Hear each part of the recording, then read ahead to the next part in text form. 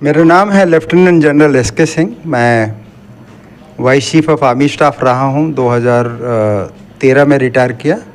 उसके बाद 4 साल तक मैं आर्म्ड फोर्सेस ट्रिब्यूनल में जज था। फिर 18 के बाद मैं रिटायर होकर के मैं नोएडा में सेटल था। फिर मेरे को प्रशांत जी ने उनके टीम ने अप्रोच किया कि ये लोग बहुत दिन से मंथन कर रहे हैं। मैं फॉलो तो कर रहा था उनको, बिहारी होने के नाते, लेकिन पॉलिटिक्स का कोई ख़ास इच्छा नहीं थी। लेकिन अब देखा कि बिहार को सुधारने के लिए एक आदमी और उनकी पार्टी उन्होंने जो खड़ा किया है वो बहुत अच्छा काम कर रही है, अच्छे विचारों से चल रहे हैं और मेरे विचार से वो सहमत हैं। तो मैं आ गया। आने के बाद में दशहरा के बाद में उन्होंने मेरा पार्टी में स्वागत किया। चाहते थे कि मैं पार्टी को लीड करूं तरारी में, लेकिन मेरा जो वोटिंग कार्ड है अभी तक चेंज नहीं हुआ है और जो आचार संहिता लग जाने के कारण मैं चेंज नहीं हो सकता। इसलिए हम किरण सिंह जी बहुत अच्छी प्रत्याशी मिली, जिससे के कारण हम लोग को जो सोशल जो करना था, जिसमें कि एक मुस्लिम कैंडिडेट हैं, एक दलित कैंडिडेट हैं, एक ओबीसी कैंडिडेट हैं और एक महिला कैंडिडेट हैं, तो हमारा पूरा समीकरण जो है बहुत अच्छा बन गया। सर, क्या विचार आया कि जन स्वराज आपने ज्वाइन कर लिया? कौन सी विचार अच्छी लगी जन स्वराज की? जन स्वराज जो है, अभी क्या है कि बिहार का पॉलिटिक्स 2 खेमे में बटा हुआ है।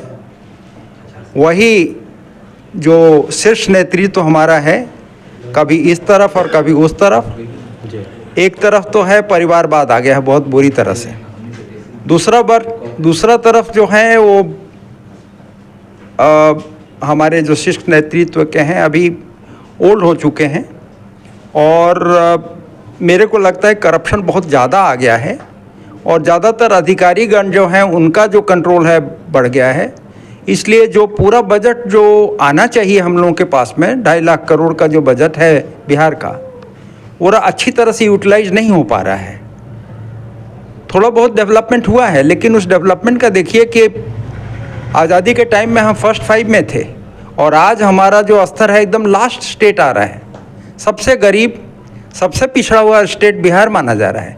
कैसे हुआ? किसने किया? किसकी जिम्मेवारी है? अब ये तो हम नहीं कहना चाहते हैं, इसमें बहुत से लोग, लेकिन अभी जो 2 मेन पार्टीज़ हैं, ये विकल्प रहा तो फिर इसी तरह से हम और नीचे चलते जाएंगे। और प्रशांत किशोर ने इस विकल्प को लाया कि भाई सबसे ज़रूरी है कि हम अपनी शिक्षा पद्धति को मजबूत बनाएं, अच्छा बनाएं। उसी को ध्यान में रखते हुए हमने अपना जो सिंबल सेलेक्ट किया वो है बस्ते का। अगर लड़का पढ़ेगा, आज हम क्यों इतना बड़ा बोल रहे हैं? इसलिए बोल रहे हैं कि हम पढ़े लिखे हैं और सक्सेसफुल हुए इसलिए क्योंकि हम भी तो इसी गांव के हैं। यहीं पर हमारा भी खेत है सरपुरा के बगल में, बिनुआ में। इसी मिट्टी से हम भी बने हैं, लेकिन भगवान ने मौका दिया मेरे को। सुरपुरा स्कूल में पढ़े, फिर हम देहरादून से जा कर के अच्छी शिक्षा मिलती गई। ये शिक्षा बाकी बच्चों को क्यों नहीं मिल सकती है? बिहार के बच्चे माइंड पावर माने जाते हैं हमेशा से। नालंदा से देख करके देखिए तो बिहार जो है दिमाग का जो है एक खान माना जाता है। पूरा इंडिया के ऊपर नहीं, पूरा हाफ द वर्ल्ड के ऊपर रूल किया है बिहार ने यहाँ से। तो आहिस्ता आहिस्ता करके वो बहुत नीचे गिर गया है और हमारी शिक्षा पद्धति बहुत कमज़ोर हो गई है, जिससे लड़के अच्छा नहीं कर रहे हैं, कॉम्पिटिटिव एग्जामिनेशन में ही आ रहे हैं। ऐसा नहीं है कि लोग नहीं आ रहे हैं। IAS, IIT, UPSC के एग्ज़ाम्स में हमारे लड़के अच्छा कर रहे हैं, लेकिन वो लड़के कर रहे हैं जो कि दिल्ली में जा कर के कोचिंग कर रहे हैं। इसका मतलब बिहार में जो तंत्र है वो नहीं है, उनको कोचिंग के ऊपर निर्भर करना पड़ता है। हमारे स्कूल की हालत जो है ठीक नहीं है। टीचर्स जो हैं उनका सिलेक्शन और उनका जो उनके ऊपर जो सुपरविजन और कंट्रोल होना चाहिए वो नहीं है। हम सिर्फ एक्सपेरिमेंट कर रहे हैं। प्रशांत किशोर जी बोलते हैं कि भाई हर स्कूल को उठा करके उस लेवल तक लाना है कि हमारे को गर्व हो और वहाँ से अच्छे। हम लोगों के टाइम में जो था सुरपुरा स्कूल, हम लोगों का बहुत से लोग डॉक्टर्स, इंजीनियर्स और सब बनते थे। अब क्यों ये तंत्र फेल हो गया? क्यों इस स्थिति में हम आ गए कि हमारा लड़के सिर्फ लेबर बन रहे हैं। बिहार, जब मैं जम्मू एंड कश्मीर में जनरल ऑफिसर कमांडिंग था तो वहाँ पर अर्थक्वेक हुआ। उस अर्थक्वेक में क्या हुआ कि सब चीज़ टूट टाट गया, बहुत सामान आया, पूरा बनाने के लिए तैयार थे, तो लोगों ने बोला कि साहब बिहारी लेबर लाइए। अब उनको ये नहीं महसूस होता है कि बिहारी जनरल ऑफिसर कमांडिंग सामने खड़ा है, बिहारी गवर्नर पीछे खड़ा है, लेकिन उनको बिहारी लेबर दिख रहा है। हम लोग, आप अच्छा मानिए या बुरा मानिए, आजकल पूरा सब स्टेट्स में बिहार के नाम पर एक लेबर ही अवेलेबल है।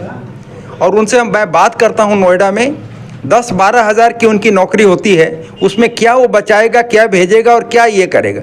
छठ और दिवाली मैं भी 60 साल के बाद में आज अटेंड किया और मेरे को लगा कि हमारे परिवार के लोग ही नहीं आ पाए, क्योंकि उनको या वहाँ से छोड़ नहीं सकते हैं, रोटी दाल का उनका सवाल है। यहाँ से जाने में वो सब लेट हो गए हैं, क्योंकि वंदे भारत स्टार्ट हुआ है, लेकिन उसमें कितना 2-3 लाख रोज लोग जा रहे हैं, उतने के लिए हमारे पास में साधन नहीं है। अगर वही साधन अगर हम क्रिएट किया जाए बिहार में, तो उन लड़कों को जाने की ज़रूरत नहीं पड़ेगी। वही पैसा यहाँ कमाएंगे, वही पैसे स्टेट में होगा और हमारा विकास ज़्यादा होगा। और एक दिन में अपने घर में आ जाएंगे, अपने घर के साथ रहेंगे, सब अपने बेचारे अपने परिवार के साथ से दूर रह रहे हैं। तो ये सब देख करके हमने डिसाइड किया कि भाई अभी मेरे को आकर के अपनी मिट्टी का कर्ज अदा और इस ध्यान से आकर के हम इसमें लगे जनसुराज में कि भाई ये जो आदमी है वो इस चीज़ के लिए कोशिश कर रहा है, बाकी तो कोशिश नहीं कर रहे हैं। सब कोई अपना अपना पावर बचाने के चक्कर में वो इलेक्शन हो रहा है। कोई बोल रहा है कि भाई 4 आदमी 4 जो बाई इलेक्शंस हैं उससे क्या फ़र्क पड़ेगा। फ़र्क नहीं पड़ेगा, लेकिन बहुत बड़ा संदेश जाएगा। अगर हमारे लड़के अच्छा करते हैं तो लोग कहेंगे कि यही बिहार धरती है जहाँ से कि महात्मा गांधी ने, जयप्रकाश जी ने, अपने वीर कुंवर सिंह ने अपने ये उठाए थे।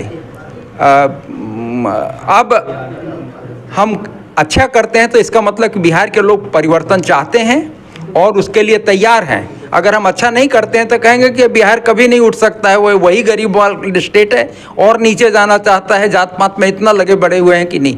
तो इस बात को युवा जो हैं वो समझ चुके हैं, लेकिन बाहुबल और आतंकवाद का इतना जो प्रॉब्लम है कि वो डरे हुए हैं कि भाई हम ओपन कोई नहीं आना चाहता है। और मैं फील कर रहा हूँ कि हमारे जितना हम कोशिश कर रहे हैं वो बहुत अच्छी तरह से मैसेज जा रहा है और हमारे को सफलता मिलेगी। किरण जी जो हैं हमारी बहुत अच्छी प्रत्याशी हैं और लेडीज़ समाज में और NGO के तौर पर उन्होंने बहुत अच्छा काम किया है। Thank you.